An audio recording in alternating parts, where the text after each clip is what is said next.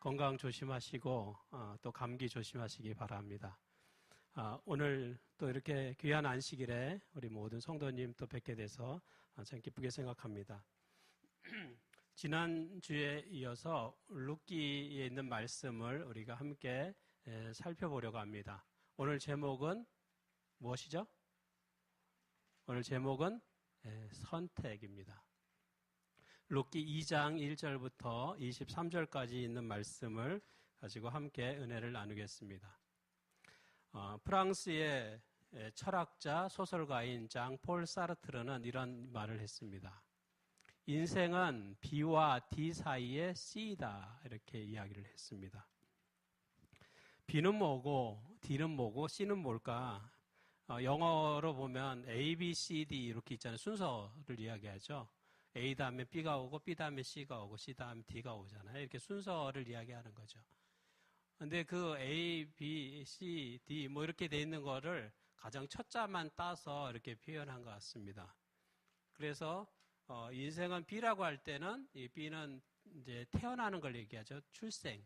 사람이 태어나는 것을 얘기합니다. B는 출생을 이야기하고. D는 뭐예요? D는 죽음을 이야기하죠. D는 죽음을 이야기합니다. 사람이 태어나서 언젠가는 이렇게 죽게 되는 거죠. 그게 사람의 운명과도 같죠. 태어난 사람은 언젠가는 이제 죽게 되는 거. 그래서 B와 D 사이에는 언제나 C가 오잖아요. 그 C가 바로 여기 선택을 이야기하는 C다, 이렇게 이야기를 합니다. 그러니까 이분의 이야기는 인생이라고 하는 것은 사람이 태어나서 죽는데, 태어나서 죽기까지 그 중간에 인생에 무수한 뭐가 있다는 거예요? 무수한 선택이 있다는 거예요. 그러니까 인생은 그 선택을 어떻게 하느냐에 따라서 그 사람의 인생이 달라질 수 있다는 거예요. 어떤 선택을 하느냐에 따라서 그 결과가 달라지잖아요. 오늘 룻기 2장에 보면 이 룻도 선택을 해야 됐어요. 내가 이 모압 땅에 남아있을 것인지 아니면 시어머니를 따라서 내가 경험해보지 못한 그 낯선 땅으로 가야 될 것인지를 선택해야 했습니다. 동서는 무엇을 선택했어요? 동서? 오르바는 무엇을 선택했습니까? 모압 땅에 남아있는 걸로 선택을 했어요. 시어머니가 봐도, 나오미가 봐도 모압 땅에 남아있는 것이 그들에게 더 행복하고 그들의 인생이 더 축복이 될 것 같은 생각이 드는 거예요. 시어머니인 자신, 아무 재산도 없고 가난한 자신을 따라서 먼 나라 베들레헴, 이스라엘 베들레헴까지 간다고 하는 것은 정말 힘든 일이고 적응하기 어려운 일이고 아무런 소망이 없거든요. 희망이 없거든요. 그래서 이 나오미는 그 며느리들을 보면서 그래도 사랑하는 마음이 있으니까 며느리들이 조금이라도 행복하게 인생을 다시 뭐 이렇게 다시 인생을 살아갈 수 있도록 마치 딸을 돌보는 그런 어머니의 심정으로 모압 땅에 남아 있으라 이렇게 권면을 하죠. 룻도 고민이 됐습니다. 내가 모압 땅에 남아 있을 것인지 아니면 어머니를 따라 갈 것인지 그거를 선택해야 했습니다. 우리도 인생을 살면서 많은 선택을 하죠. 내가 이것을 할 것인가 또는 저것을 할 것인가 우리가 선택을 합니다. 우리 농아분들 중에는 오늘 고민했을 분도 계실 거예요. 오늘 교회를 갈 것인가 아니면 어떤 장애인 행사를 갈 것인가. 두 가지 중에 선택을 해야 됐을 수도 있어요.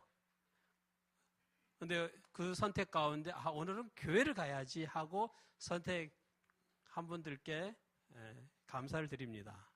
오늘 이렇게 교회에 참여하신 것에 대해서 감사드립니다. 우리도 많은 선택을 해요.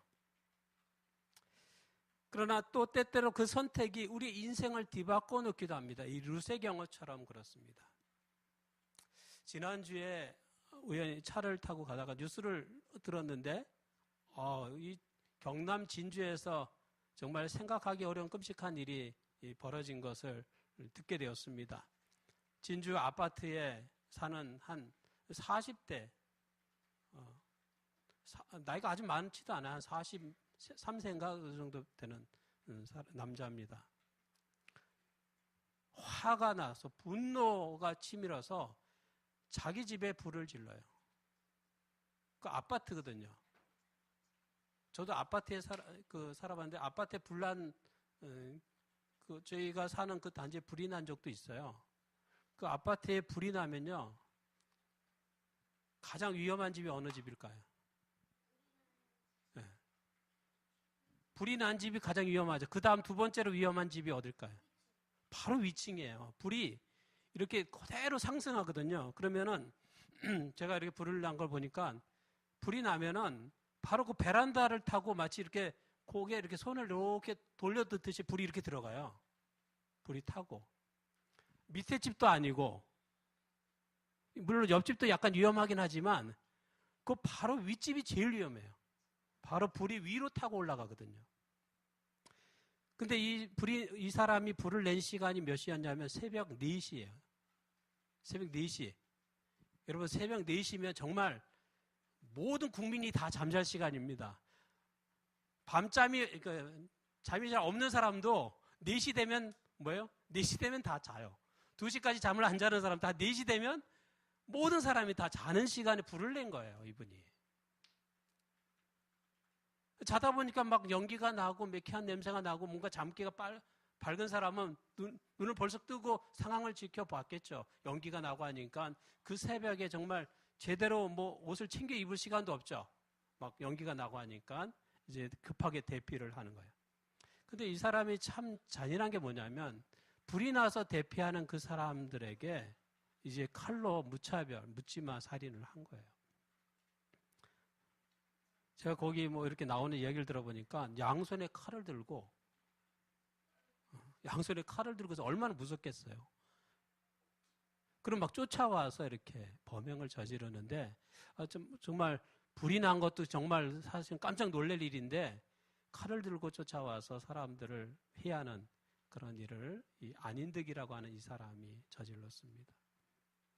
그래서 기자들이 묻죠. 왜 그런 일을 저질렀느냐.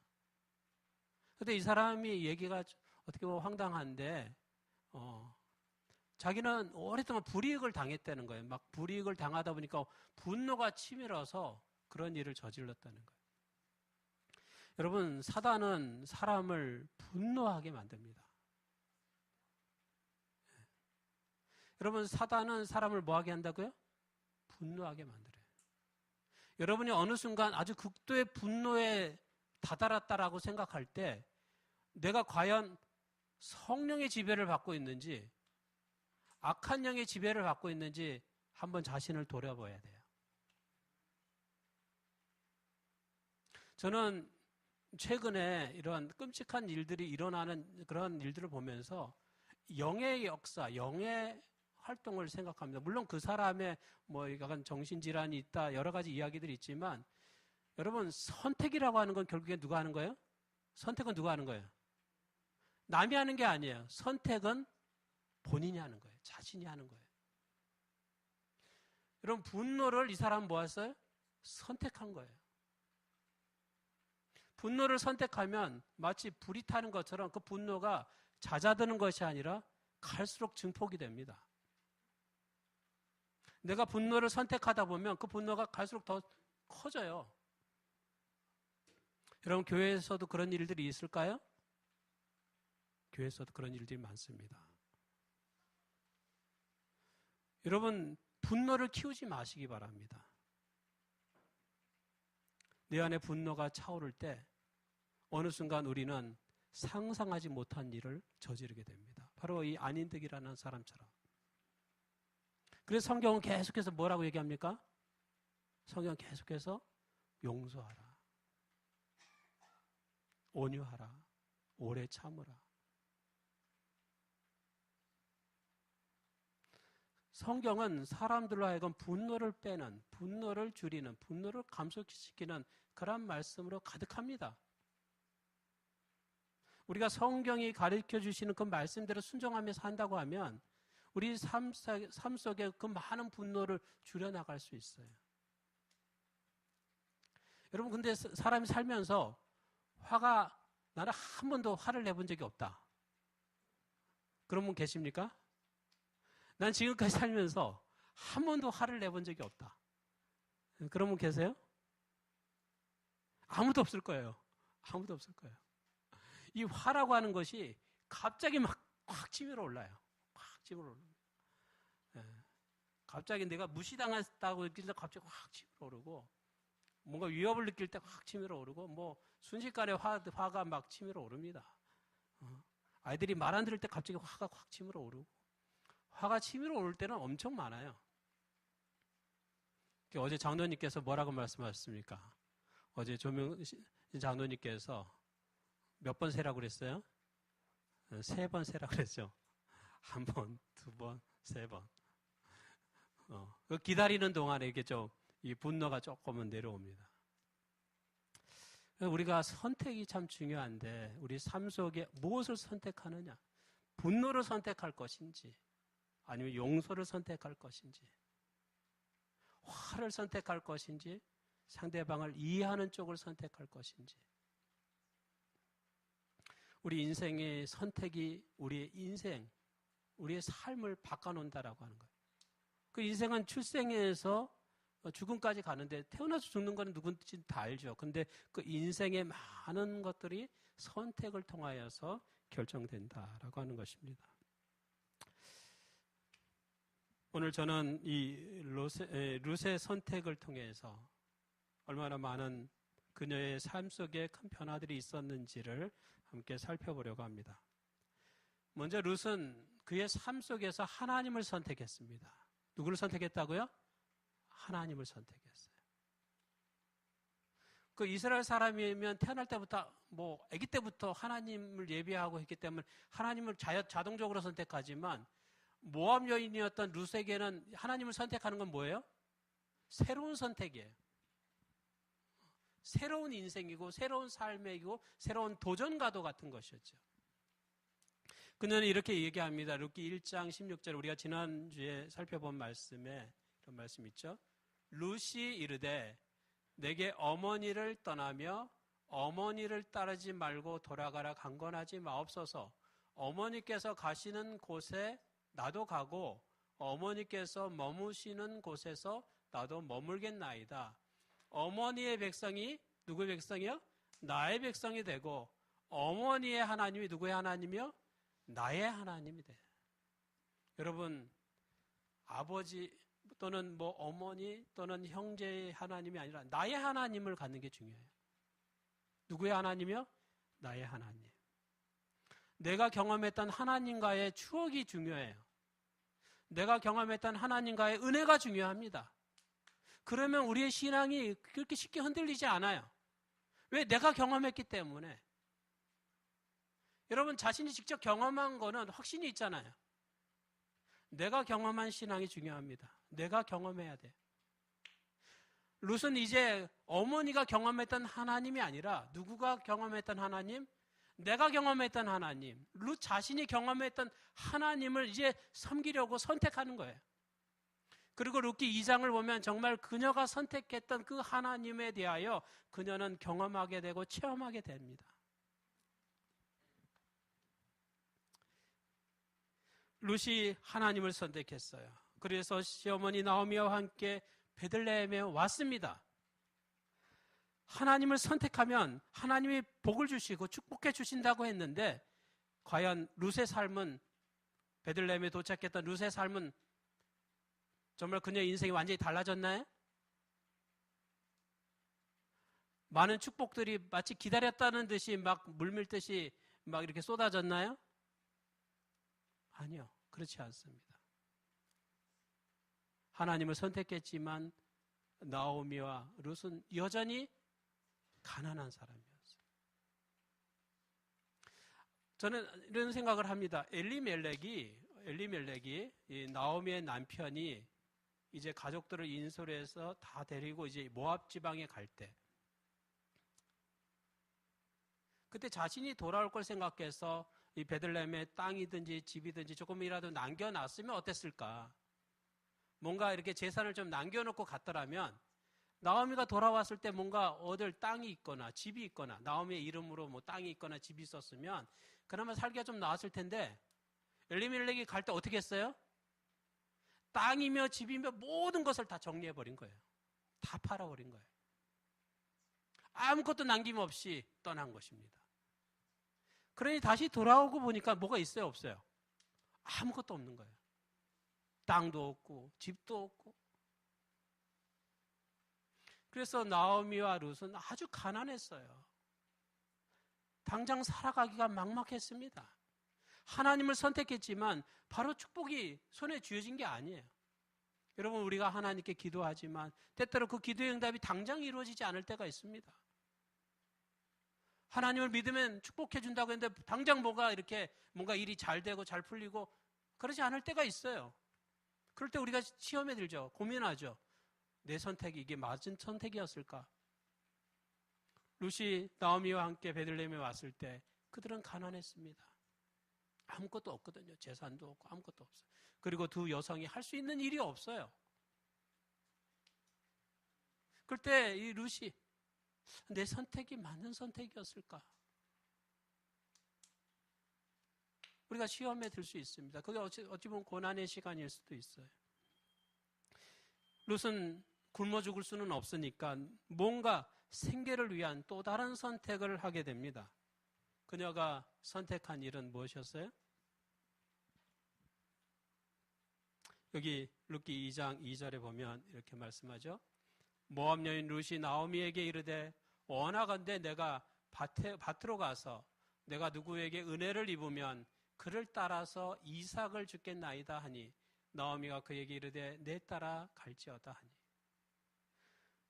뭔가 당장 뭘 먹고 살아야 되는데 아무것도 없으니까 이 가난한 이 룻이 할 수 있는 일이 무엇일까? 내가 할 수 있는 일이 무엇일까를 생각해보니까 뭐였어요?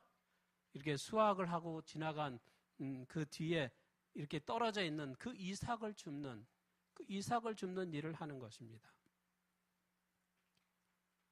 그녀는 가난한 사람이 먹고 살아갈 수 있는 그 일을 선택하게 됩니다. 이 일은 하나님께서 가난한 사람도 먹고 살아갈 수 있도록 모세에게 지시하신 일이기도 합니다. 여기 성경에 레위기에 보면 19장에 이렇게 말씀합니다. 너희가 너희 땅에서 곡식을 거둘 때에 너는 반 모퉁이까지 다 거두지 말고 내 떨어진 이삭도 줍지 말며 내 포도원의 열매를 다 따지 말며 내 포도원에서 떨어진 열매도 줍지 말고 가난한 사람과 누구요?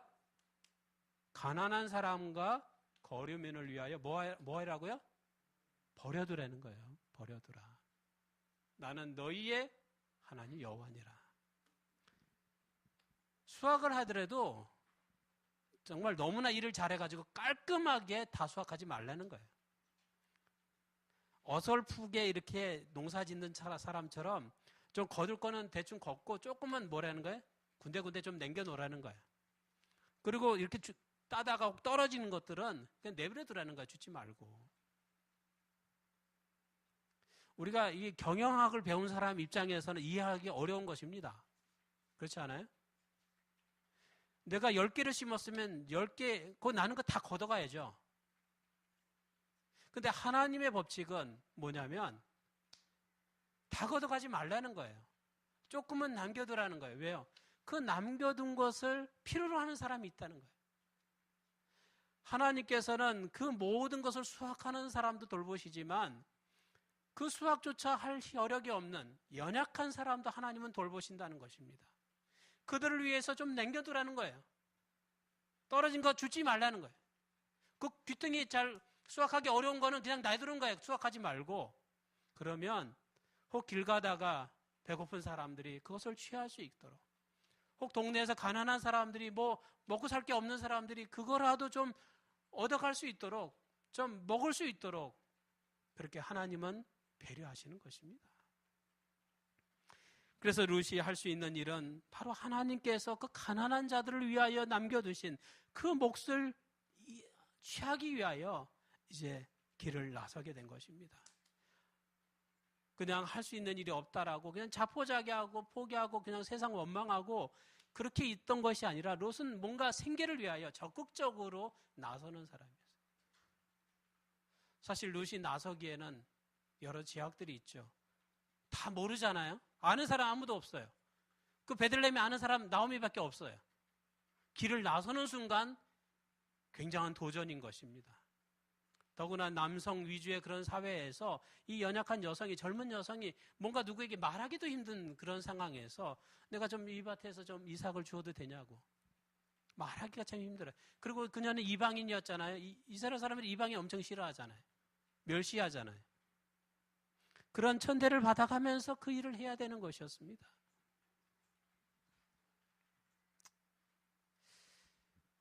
하나님께서는 이 땅에 가난한 사람도 이 세상을 살아갈 수 있도록 그렇게 이 세상을 경영하십니다. 장애를 가진 사람도 능력이 조금 부족하더라도 그 사람도 이 세상을 살아갈 수 있도록 하나님께서 배려해 주시는 거예요.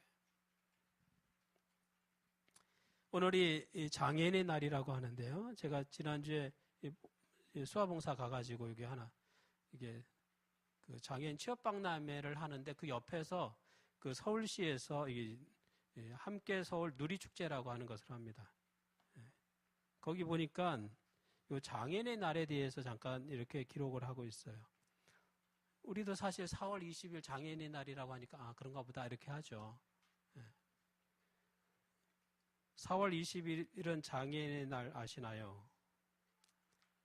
여기 그렇게 기록되어 있습니다. 1972년도부터 민간단체에서 개최해 오던 4월 20일 재활의 날을 이어받아 1981년부터 국가에서 장애인의 날로 지정 기념하게 되었습니다. 모든 국민이 장애인에 대한 이해를 돕고 장애인의 재활 의욕을 북돋아 주기 위한 목적으로 제정된 기념일입니다. 그래서 4월 달에는 이 장애인 관련된 단체 많은 행사들이 있습니다. 그리고 항상 4월 달에는 이 취업박람회가 있어요. 장애인 취업박람회가 저기 지하철 3호선 하겨울역 거기 세택이라고 하는데 서울 무역전시관에서 있습니다. 그래서 이렇게 해마다요. 지금이 16회죠. 그래서 저도 이제 그 해치 수화봉사단에 제가 가입돼 있어서 이제 가끔 이런 자원봉사 공지가 뜨면 제가 이제 참석해서 거기서 수화봉사합니다. 그래서 우리 농아분들이 취업하는데 이제 수화통역 봉사를 해요. 그래서 요청하면 같이 가서 하면 저희 이런 데 많이 가는 이유는 가면 우리 교인분들도 만나고 우리 인길중 형제도 만나고 또 우리 구도자분들도 만나고 장기 결석자들도 만나고 우리 교회를 거쳐갔던 분들 만납니다. 그래서 제가 열심히 참석합니다. 보면 다 오거든요, 거기. 한 3년 만에 보는 사람도 있고, 5년 만에 보는 사람도 있고, 다 이렇게 만나요. 그분들이 이렇게 오니까. 근데 올해는 우리 다른 분들은 많이 안 오셨더라고요. 그래서 다른 분들 많이 뵙지 못했고, 제가 가서 이렇게, 여기 우리 같이 해치 수화봉사 이렇게 하시는 분이. 여기 가입된 분은 한 200명 넘는데, 늘 일하는 분들은 이렇게, 이 정도 보입니다. 일하는 분들은 항상 한 10손가락 안에 드는 사람들이 항상 모여서 뭐 이렇게 봉사를 해요. 저도 여기서 봉사하고 있습니다. 여기 다 교회 집사님들 다 계세요. 그래서 같이 이렇게 봉사하고 저보고 이제 가끔 직업이 뭐냐고 물어보기도 하거든요. 다른 사람들이 아는 사람 다 저를 이제 목사라고 얘기하고 그래서 어느 교회냐고 그래서 7비 농아인교회라고 어디냐 저기 노원구에 있다. 아무도 몰라요. 아무도 몰라요. 장로교회나 이런 교회는 서로 이렇게 연계가 돼 있어서 어디 하면 다 아는데 우리는 잘 알려지지 않았으니까 이제 그분들이 만나는 재림교인, 첫 재림교인이죠. 저일 수도 있죠. 그래서 이렇게 만나서 같이 봉사합니다. 정말 저희가 가장 순수하게 봉사해요. 저희가 항상 이 봉사활동을 많이 하는데 이번에는 청음회관에서 또 많이 와가지고 그분들이 또 많이 봉사하고 우리는 또 한쪽에서 또 봉사활동 이렇게 합니다. 그래서 이제 장애인 취업하고 그래도 장애인분들 만나면 제가 명함을 줘요. 이렇게 우리 교회 악도 그려져 있는 명함을 주고 한번 우리 교회 한번 찾아오시라고. 여기 이제 수요일 날 있었고요. 또 목요일 날에는 저희 서대문구에서 장애인의 날 한가족 한마당을 했습니다. 여기는 이제 서대문 농아인 복지관이 있습니다. 이 농아인 복지관이 거의 서울에 거의 없어요. 이제 청음회관도 사실 복지관이지만 그건 워낙에 오래전부터 시작이 돼가지고 원래 있었고, 그 다음에 이제 장애인 복지관은 많은데 농아인 복지관은 없어요. 근데 여기 서대문 농아인 복지관이 사실 이 서대문구의 이 행사를 다 주관합니다. 여기 서대문구에 장애인 관련된 단체들이 다 와서 이렇게 부스 활동을 해요. 그래서 여기 보면 이렇게 부스가 이렇게 있어요. 그래서 저는 이번에 어떻게 금연 부스로 가가지고 거기 수화통역을 했어요. 제가 예전에 금연 강사였거든요. 금연 강사를 했는데 제가 그분들하고도 얘기를 했는데 여기서 뭐 이산화탄소 측정하고 담배 끊는 거 이렇게 상담하는 거 통역하고 그런 활동을 했는데 이렇게 부스가 이렇게 있어요.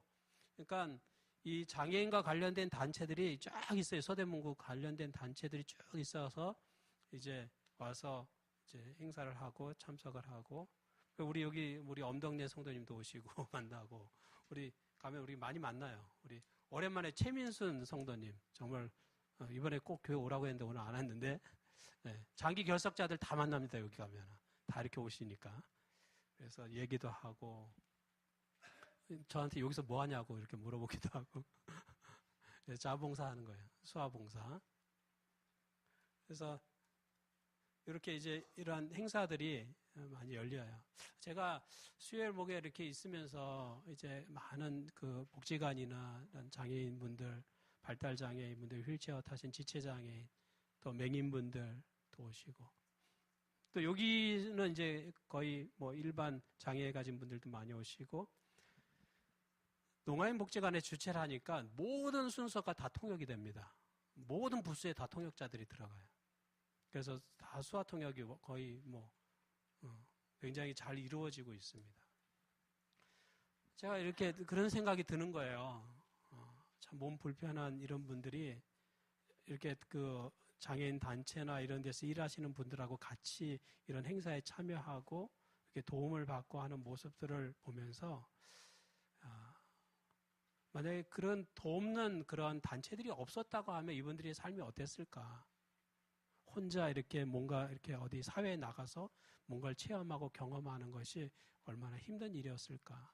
지금은 그래도 여러 복지적인 그런 게 이제 시스템이 돼 있어서 국가가 정책적으로 재정적으로 지원을 해서 그런 장애인 단체들이 장애인들을 좀 더 돌볼 수 있는 그런 시스템이 많이 갖춰져 가고 있는 중이에요. 그래서 이제 몸이 불편한 장애인들 또는 발달장애를 가진 분들, 이런 분들을 옆에서 정말 부모처럼 서포트를 하는 거예요. 물론 이제 장애인 시설이나 이런 데서 안 좋은 뉴스들이 가끔 방송을 통해서 나오긴 하지만, 제가 이렇게 여기 취업박람회나 여기 이런 단체에서 하는 모습 보면 참 그분들 훌륭한 것 같아요. 장애인들을 얼마나 이렇게 정성껏 서포트하는지 몰라요. 그 취업박람회를 가면 그 업체에서들 나와가지고 상담하는데 제가 옆에 통역하면 정말 말이 안 되는 말 하는 것 같기도 하고 정말 그 상담하기 쉽지 않겠는데 그런 것들 다 받아주고 다 이해하고 다 얼마나 친절한지 몰라요. 그분들 교육을 엄청 많이 받는 것 같다는 생각이 들더라고요. 네. 정말 친절하게 아주 공손하게 예의 바르게 그 이야기를 하나하나 다 들어주는 거예요. 그 취업 그 회사에서 나온 사람들이.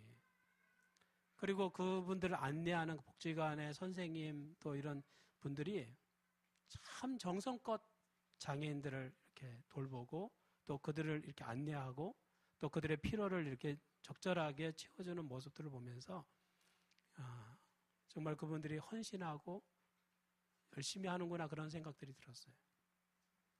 그러면서 드는 생각이 정말 하나님이 그들을 돌보고 계시는구나 하는 생각을 갖게 됩니다. 하나님이 돌보시는 거예요.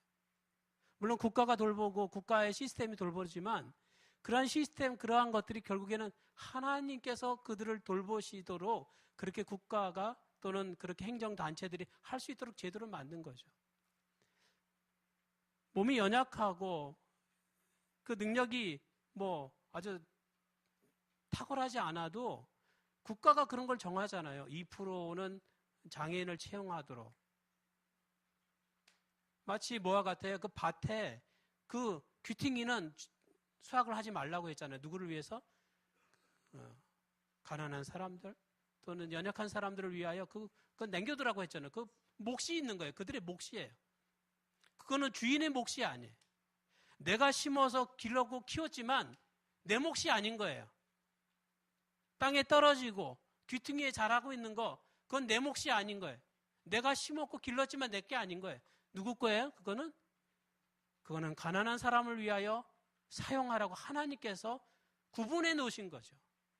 그것까지 다 취하는 것은 그건 도둑놈인 거예요. 하나님이 구별해 놓으신 거예요. 연약한 사람을 위해서, 가난한 사람을 위해서 남겨두신 것이죠. 국가의 시스템에 의해서 장애인을 일부 채용하도록 제도화된 것, 그리고 그들을 돕도록 국가가 재정을 사용하도록 한 것, 국가가 돌보는 것 같지만 하나님이 돌보시는 것입니다. 하나님이 연약한 사람도 가난한 사람도 살아갈 수 있도록 그렇게 만드신 거예요. 그래서 룻은 어떻게 합니까? 이삭을 주는 일을 합니다. 하나님이 남겨두신 자신의 몫을 주는 것입니다. 하나님께서 이 땅의 연약한 사람들을 돌보고 있다고 하는 생각을 우리가 갖게 되기를 바랍니다. 이 땅의 장애인을 하나님 돌보시고 이 땅의 농아인을 하나님이 돌보십니다. 하나님이 이 세상을 죄악 세상이지만 날마다 정말 비극적인 일들이 여전히 일어나는 세상이지만 그럴지라도 하나님은 여전히 저와 여러분을 돌보고 계십니다.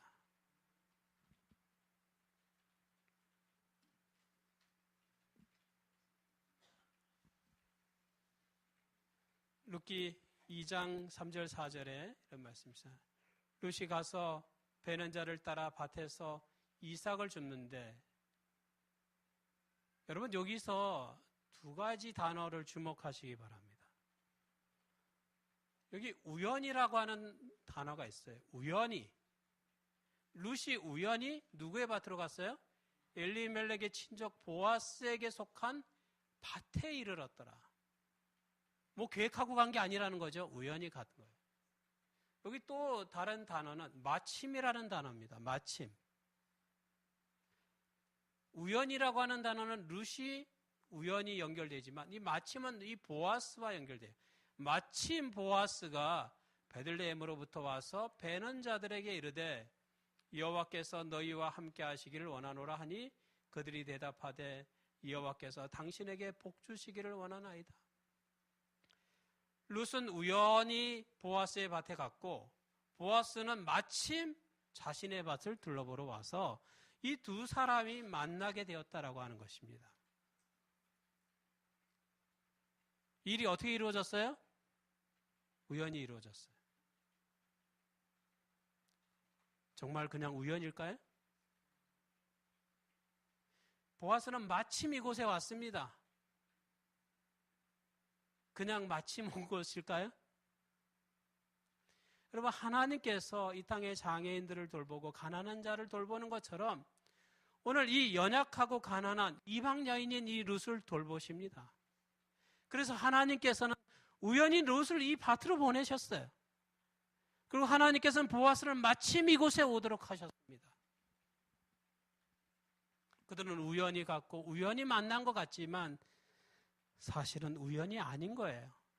하나님께서 역사하시고 하나님께서 그 우연과 마침이 만나도록 하신 것입니다.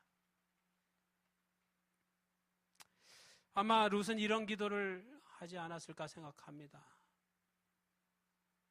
누가 오라는 곳이 없어요. 오늘은 우리 밭에 와서 이삭을 주우라고. 아무도 그렇게 얘기하는 사람 없습니다.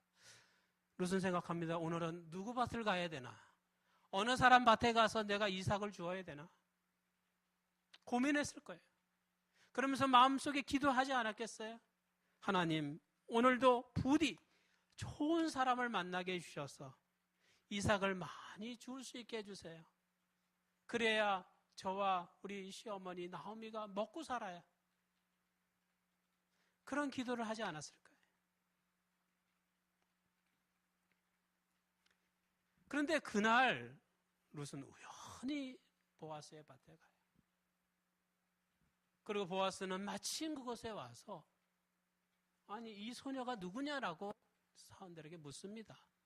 그랬더니 사람들이 이야기하죠. 이 소녀는 나오미가 그 모압 지방에서 같이 왔던 이 룻이라고. 이 룻은 아침부터 잠시 쉬는 시간 빼고는 계속 이 밭에 와서 이삭을 주고 있다고. 성경에 보면 저녁까지 주었다는 거예요. 여러분, 이삭이라고 하는 게 사실은 사람들이 수확할 때 뭐 이삭을 왕창씩 흩어놓지는 않잖아요. 잔뜩 걷다가 보다 보면 한두 알, 몇 알이 떨어지는 거죠. 그러니까 온종일 아침부터 저녁까지 이삭을 주어도 그날 하루 먹으면 끝이에요. 내일 가서 또 주워야 돼요. 아마도 룻은 수백 번, 수천 번 허리를 굽혀가면서 이삭을 주었을 거예요. 죽고 또 죽고 마치 밥알 하나하나를 주듯이 그렇게 주지 않았겠어요? 근데 우연히 이러한 만남을 갖게 된 것이었습니다. 여기 성경 주석에는 이렇게 말합니다. 하나님의 섭리로 룻은 죽은 남편의 친족 중 한 사람인 보아스의 밭으로 오게 되었다. 우리가 깨닫지 못하지만 흔히 우연으로 보이는 삶의 환경과 경험들이 실제로는 하나님의 섭리로 일어난다. 여러분, 우리 삶 속에서 그냥 우연히 일어난 것 같은 일들이 실제로는 그것이 무엇이었어요? 하나님의 섭리였던 것입니다. 오늘 룻의 경험도 하나님의 섭리였습니다. 하나님의 돌보심 속에서 룻은 보아스라고 하는 한 사람을 보게 돼요. 성경은 보아스에 대하여 이야기할 때 그는 유력한 사람이었다라고 말합니다. 그는 재산도 있었고 권세도 있는 사람이었어요. 그는 베들레헴에서 흉년이 들었을 때 엘리멜렉처럼 가산을 정리해서 다른 곳으로 이사가지 않았습니다. 그는 흉년을 맞서 싸웠어요. 그리고 그곳에서 이겨냈습니다. 그리고서 그곳에서 그는 풍족한 부유한 사람이 되었어요. 권세 있는 사람이 되었습니다. 이 보아스의 삶을 보면 그는 연약한 사람들에게 배려하는 사람인 것을 보게 돼요. 친절한 사람이에요. 그냥 그 많은 사람 중에 그냥 뭐 이삭 줍는 그 정도의 사람에 대해서 별로 관심 갖지 않을 수 있어요. 그냥 무시하고 지나갈 수 있는데 그 일하는 사람에게도 와서 이렇게 격려하고 수고한다고 그러고 저분은 누구냐고 이렇게 묻기도 하고 어떻게 보면 섬세하고 배려하는 그러한 모습을 보게 됩니다. 그리고 그녀가 룻이라고 하는 사실을 그가 알았을 때 그는 이런 이야기를 하죠.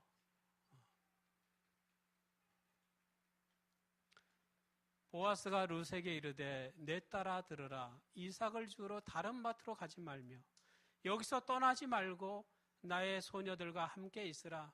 그들이 베는 밭을 보고 그들을 따르라. 내가 그 소년들에게 명령하여 너를 건드리지 말라 하였느니라. 목이 마르거든 그릇에 가서 소년들이 길어온 것을 마실지니라 하는지라.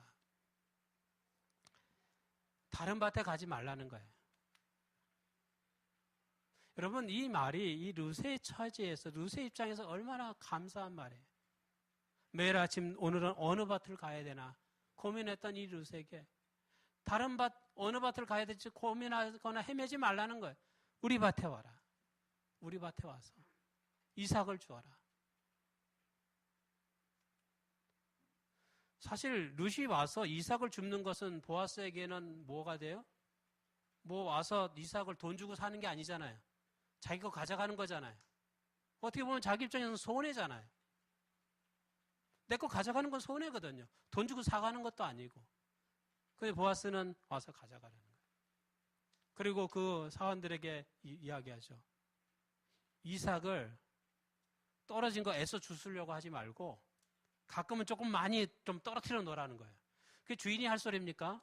종들한테 한 톨이라도 떨어뜨리지 말고 다 걷어와라. 이렇게 얘기하는 게 주인의 상식인데 보아스는 반대로 얘기하는 거예요.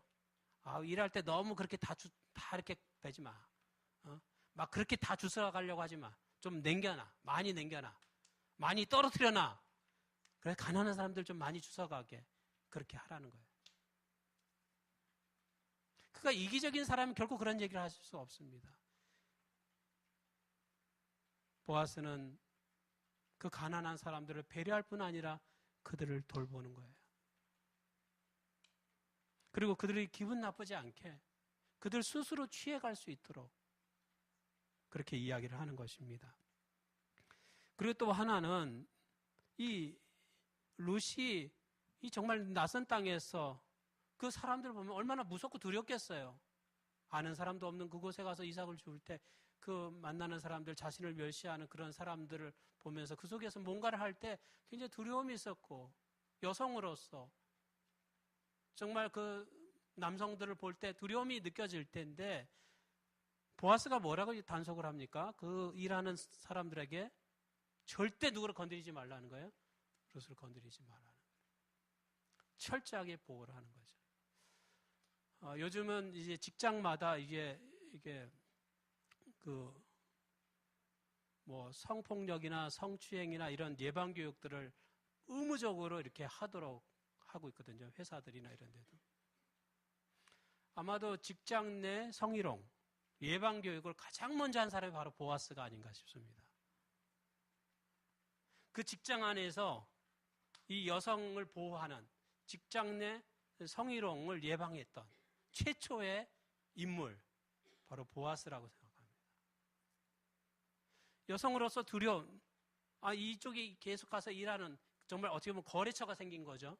내가 계속해서 공급받을 수 있는 거래처가 생긴 건데, 그 가서 자신이 안전할 수 있을까? 두려움이 있을 텐데, 보아스가 그 부분에 대하여 확실하게 얘기하는 것입니다. 내 밭에 오고, 내가 소년들한테 아주 단속을 단단히 해놓을 테니까 누구는 절대 건드리지 말라. 룻은 절대 건드리지 말라고 단속을 하는 것입니다. 그리고 일하다 보면 목이 마를 수 있잖아요. 그 땡볕에서 그걸 줄 때 목이 말라요. 그러면 또 어디 가서 물을 길러 오든지 우물에 가서 물을 먹든지 해야 되는데, 보아스가 얘기하는 것입니다. 목마르면 네가 직접 가서 물을 길러 오는 것이 아니라 우리 여기 일꾼들이 길어온 물을 마셔라는 거예요. 보아스는 이 룻이 정말 이 연약한 여인이 이 험한 세상을 살아가는 데 있어서 뭔가 도움이 되고 힘이 되고 격려가 되는 그런 말을 계속해 주는 거예요.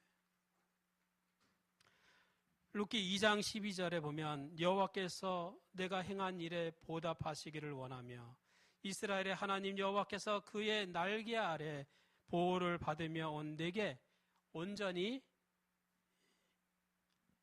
내게 온전한 상 주시기를 원하노라. 이 말씀은 마치 하나님께서 이 룻에게 하시는 말씀과도 같아요. 그러한 말들을 들을 때 룻이 대답한 말이 하나 있습니다. 그것이 바로 은혜라고 하는 말이에요. 은혜. 당신이 어찌하여 내게 은혜를 베푸시며 나를 돌보시나이까? 나는 정말 이 베들레헴 땅에 와서 시어머니 나오미 밖에는 아무도 내가 의지할 사람이 없다고 생각했는데, 우리 가족들 다 모압 땅에 있고, 친척들 다 모압 땅에 있고, 형제들 다 모압 땅에 있고, 아는 친구들 다 모압 땅에 놔두고 정말 호롤단신 시어머니 따라서 이곳에 와서 아무도 나를 건사할 수 있는 사람 아무도 없다고 생각했는데, 내가 누구를 통하여? 보아스를 통하여 하나님이 나의 보호자가 되시는구나, 하나님이 나를 돌보시는구나 라고 하는 것을 그녀가 깨닫게 되는 것입니다. 하나님은 그녀를 위로하십니다. 하나님은 그녀를 돌보십니다. 룻은 하나님을 선택한 그 길은 쉽지 않은 길이었습니다.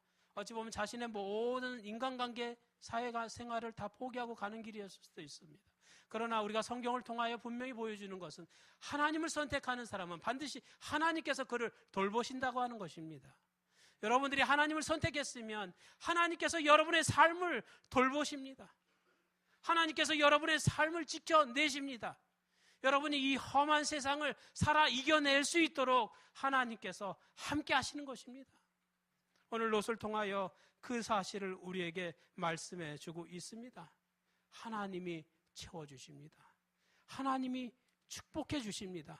그래서 우리의 삶을 통하여, 우리의 인생을 통하여 날마다 하나님의 뜻을 선택하고 하나님의 길을 선택하는 저와 여러분이 되기를 간절히 바라면서 오늘 말씀을 마치겠습니다.